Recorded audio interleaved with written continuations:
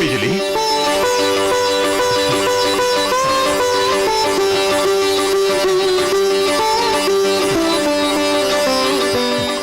బిజిలి, ఇన్ని రోజులు నన్ను వదిలి ఎక్కడికి వెళ్ళావు? ఎలా ఉన్నావు?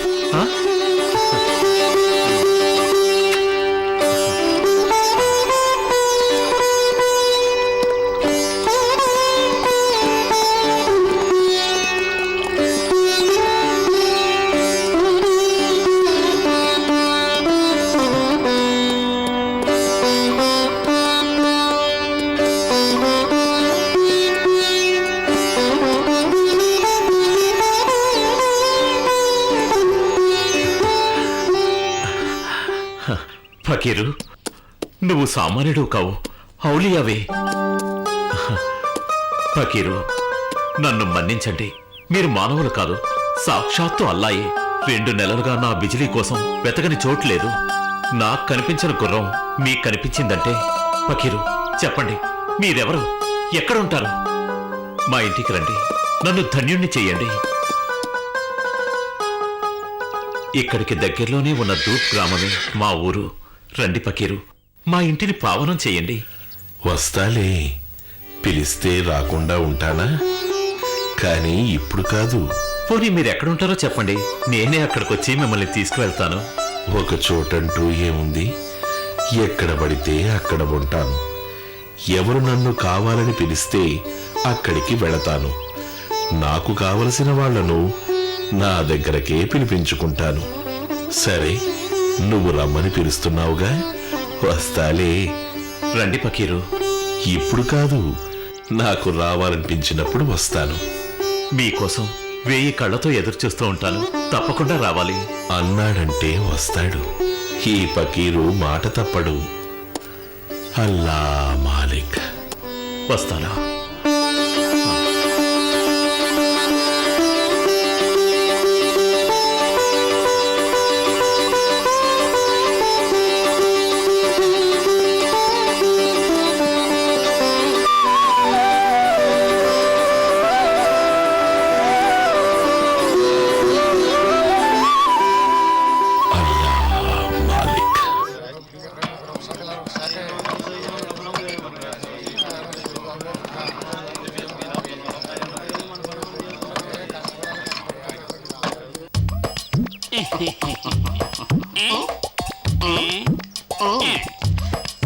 షిరిడీ ప్రజలందరికీ ఈ బోళారా నమస్కారములు.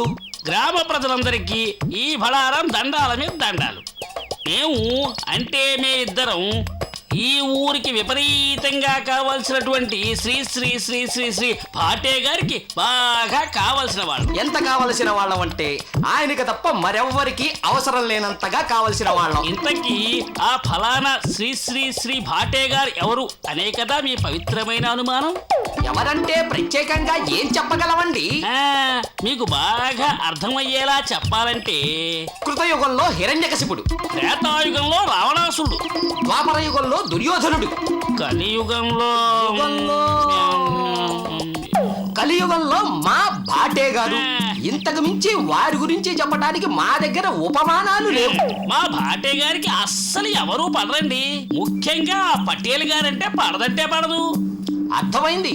పటేల్ గారు ఎవరనేగా మీ పవిత్రమైన అనుమానం.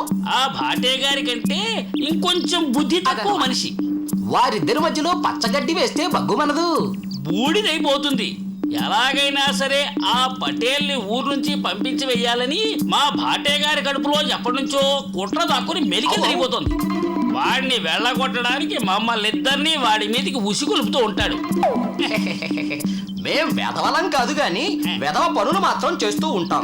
కనుక అటు ఇటు పుల్లలు పెడుతూ కర్ర విరక్కుండా పాము చావకుండా మా 2 పొట్టలు నింపుకుంటుంటాం. ఒక్క పటేళ్ళేమిటి, మా భాటే గారికి ఇష్టం లేకుండా ఈ ఊరికి ఒక్క సన్యాసి వచ్చినా ఆయనకి నచ్చకపోతే ఆ వచ్చిన వాడు దేవుడైనా సరే వచ్చిన చోటికి పోవాల్సిందే. కాబట్టి ఆ ఇద్దరి మధ్య మేమిద్దరం దొరకకుండా అరక్కుండా బెదరకుండా మా పబ్బం మేము గడుపుకుంటూ ఉంటాం.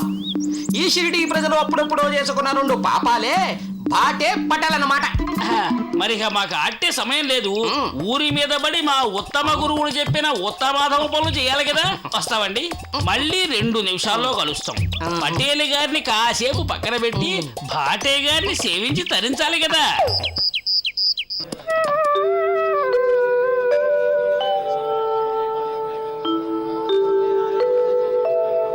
నమ శివాయ శాంతాయ సగణాయ ఆదిహేతవే రుద్రాయ విష్ణవే తుభ్యం బ్రహ్మణే సాంబమూర్తయే.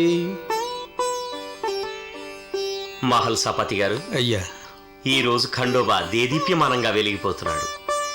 అవును దేవిదాస్ గారు, పర్వదినాల్లో ఖండోప దర్శనం అందరికీ ఆనందదాయకం. అవును నిజమే.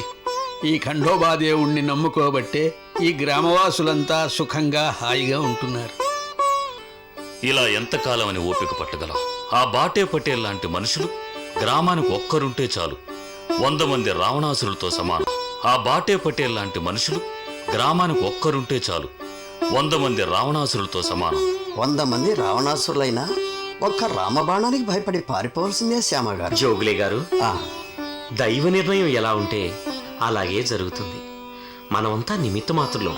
నిజమే దేవీదాస్ గారు, భారమంతా ఆ భగవంతుడి మీద వేసి బ్రతుకు బండిని నెమ్మదిగా సాగించుకుంటూ పోవడమే. నిజమే. పూజ మొదలు పెట్టండి మహల్సాపతి గారు. అలాగే. అసలు దేవుడు రాకుండా పూజలు ఎలా మొదలు పెడతారండి? అసలు దేవుడు ఎవరయ్యా? ఆ మాట అంటే కళ్ళతో పాటు కాళ్ళు పోతాయి. కాళ్ళు పోవు కళ్ళు పోవు గాని ఇంతకీ ఎవరయ్యా ఆ అసలు దేవుడు? అపచారం అపచారం.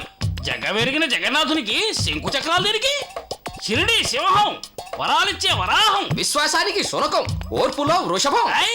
అన్ని జంతు లక్షణాలున్న ఆ మహానుభావుడు ఎవరినైనా ఆ మాట కూడా మా నోటితోనే చెప్పించాలా? ఏం చేస్తాం కానియండి. కలికాలం. ఆ మహానుభావుడు ఎవరో కాదు, మహారాజశ్రీ శ్రీ శ్రీ శ్రీ శ్రీ మా భాటీ గారు. హర హర మహాదేవ. పవిత్రమైన ఈ దేవాలయంలో అపవిత్రపు నామస్మరణ ఎందుకు నాయన? అపచారం అపచారం. ఈ మాట గారి మా భాటే గారు విన్నారంటే మీ అర్చకత్వానికి ఆయుష్ మూడంటే. అయ్యా మహల్సాపతి గారు, వేదాలు చదివే నోటితో అధములు తలుచుకోవడం దేనికి? ముందు స్వామివారికి పూజలు కానివ్వండి. చూడరా పొగరు.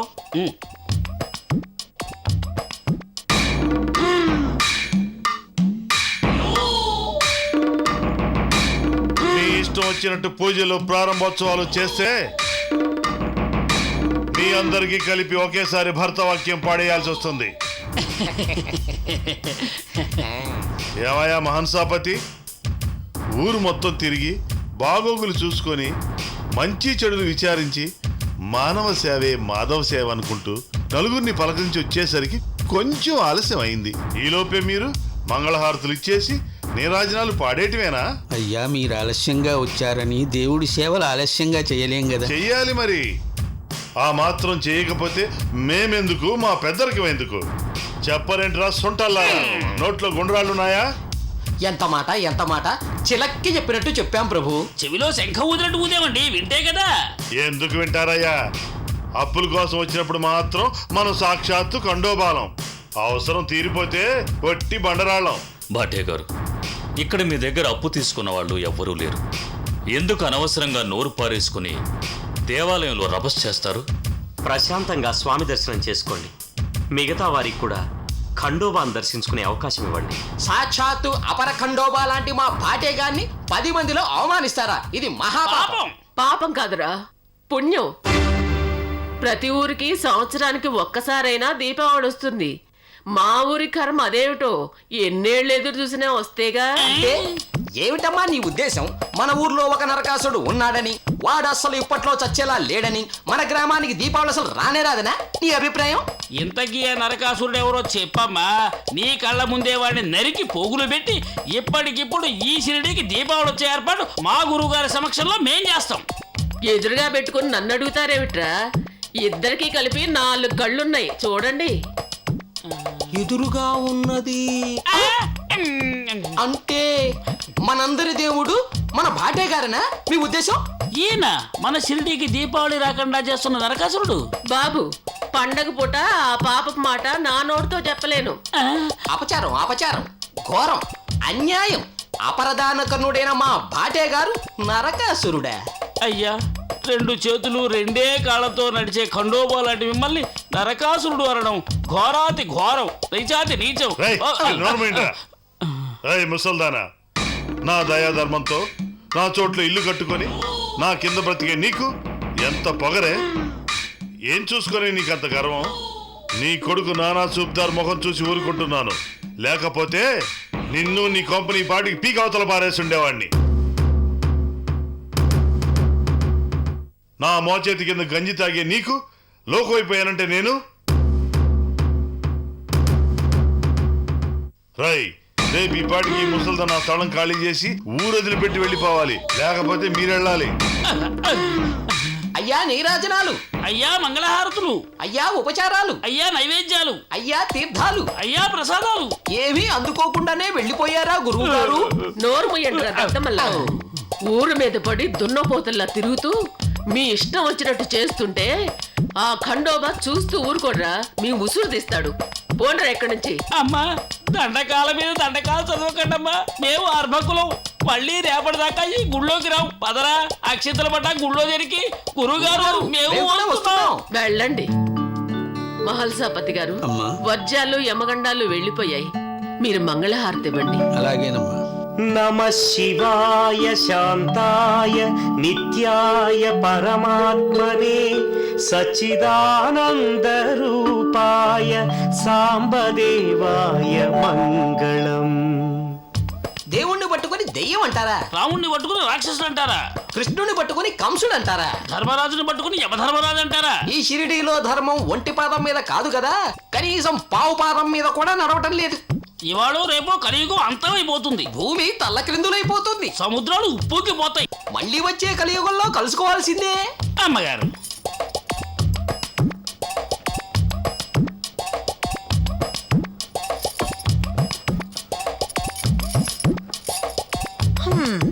ఏమిటి మీ శిష్య పరమాణువులు స్తోత్రపాఠాలు వల్లిస్తున్నారు? ఈవేళ తమరు సాధించిన ఘనకార్యం ఏమిటో సెలవిస్తే మేము విని ఆనందిస్తావు కదా. ఆనందించి పండగ చేసుకుని పరమాన్నం తినటానికి గురువు గారికి ఈ రోజు జరిగింది సన్మానం కాదమ్మా, అవమానం.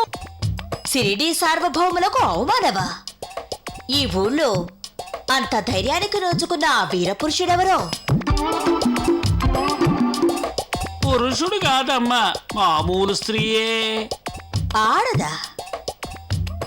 ఆడదాని చేతిలో అవమానమా? ఆనాడు ద్రౌపది చేతిలో దుర్యోధనుడు పడ్డాడు, ఈ రోజు ఆ నానా చోద్దార్ గాడి తల్లి చేతిలో మన గురువుగారు పడ్డారు. మరి అవమానానికి అవమానం చేసి ప్రతీకారం తీర్చుకోవాలి కానీ ఇలా నీరసించిపోకూడదు. అదేనమ్మా మేము చెప్పేది. ఈ విషయం ఆ పటేలుకు తెలిస్తే వాడు దాన్ని ఆసరాగా తీసుకుని వీలైతే పండగ చేసుకుని మరీ మన గురువు గారి పరువు తీస్తాడు.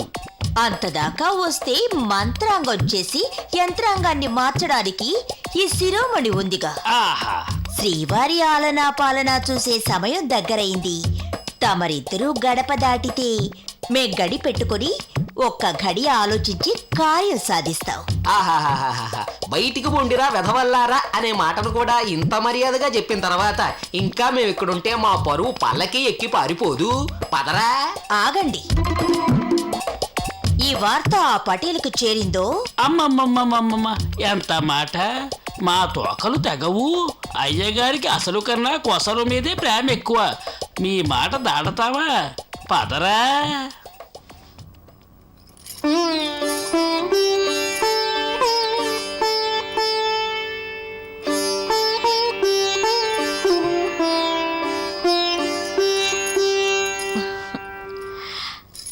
చింతిస్తూ కూర్చుంటే చింతలు తీరవు, ఆలోచిస్తే ఆట కట్టించచ్చు. ఆ ముసల్ది అంత మాటన్న తర్వాత దాన్ని వదిలిపెడితే ఈ ఊళ్ళో నా మాటలు కుక్కలు కూడా వినవు. ముందు మీరు సేద తీరండి, ఆ తర్వాత బయలుదేరండి. ఆలస్యమైతే అక్కయ్య గారు ఆగ్రహిస్తారు. ఇప్పుడు దాన్ని గుర్తు చేయాలా? మీకు ఏది గుర్తు చేయాలన్నా నేనే కదండి.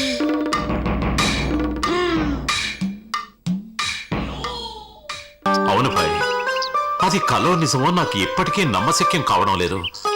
అంత గొప్ప వ్యక్తిని నా జీవితంలో నేను ఇంతవరకు చూడలేదు. చాందుబాయ్, కలియుగమును బ్రోవ కదలి వచ్చినవాడు, మూడు మతముల మూల సారముగానేడు, బ్రహ్మ విష్ణు మహేశ్వరుల తేజము అయినాడు, శ్రీ సద్గురు సాయినాథుడు అవతార పురుషుడు.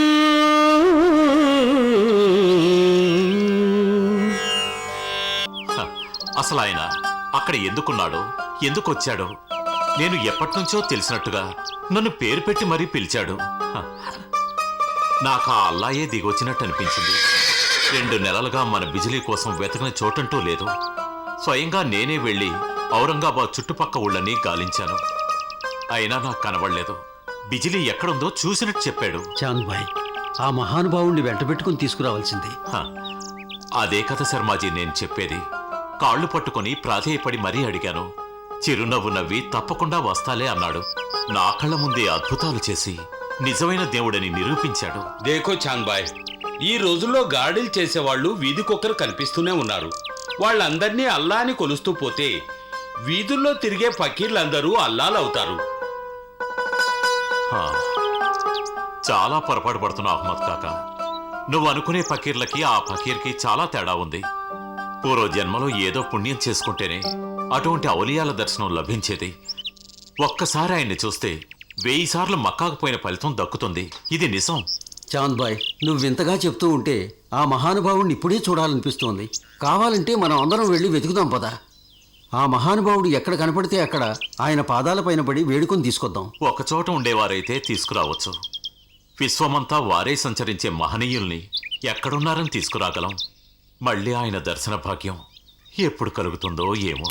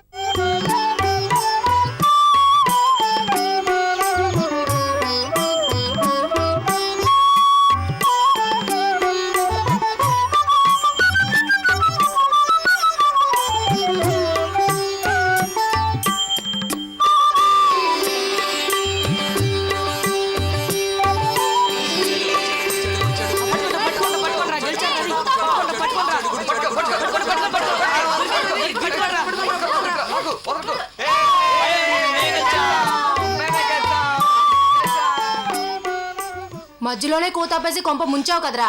ఏంట్రా, కొంచెం కూత గట్టిగా పడితే మనమే గెలిచేవాళ్ళం కదా. మీకేమిట్రా, మీరు బాగానే చెప్తారు. అలుపొచ్చి ఎంత అల్లాడిపోయినా తెలుసా. ఆపకుండా కూత పెట్టంటే ఆ అల్లా తరం కూడా కాదు. అల్లాదాకా ఎందుకు, కొంచెం ఓర్పు సహనం ఉంటే నువ్వే గెలిచేవాడివి.